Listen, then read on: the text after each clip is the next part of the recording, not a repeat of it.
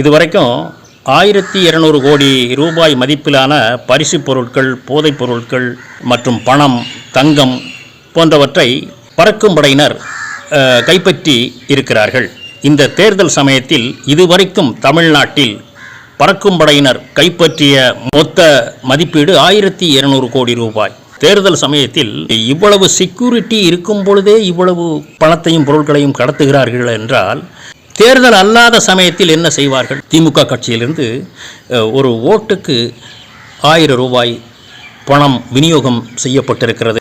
இந்த கொண்டு வந்து கொடுக்குறான் பாருங்க, இவன் ஆள் பார்த்து, அவனுடைய சொந்தக்காரனை பார்த்து ஆள் பார்த்து கொடுக்குறான். மீதி சண்டைக்காரன், எதிர்த்தவன், கோபப்பட்டவன், அவனுக்கு வேண்டாதவன், இவங்களுக்கெல்லாம் அந்த பணத்தை கொடுக்காம ஒதுக்கி விட்டுறதாங்க அவனை.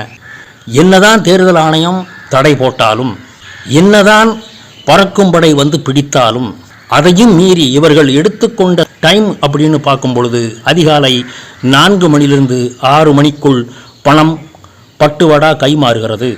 எப்பொழுது தேர்தல் ஆணையம் உறங்குகிறதோ, எப்பொழுது தேர்தல் பறக்கும் படை தூங்குகிறதோ, ஆட்கள் நடமாட்டம் இல்லாமல் இருக்கிறதோ அந்த நேரத்தை பயன்படுத்துகிறார்கள். அது அதிகாலை 4 மணியிலிருந்து 6 மணியாக தெரிய வருகிறது. இந்த நேரத்துக்குள் பணம் கைமாறி விடுகிறது.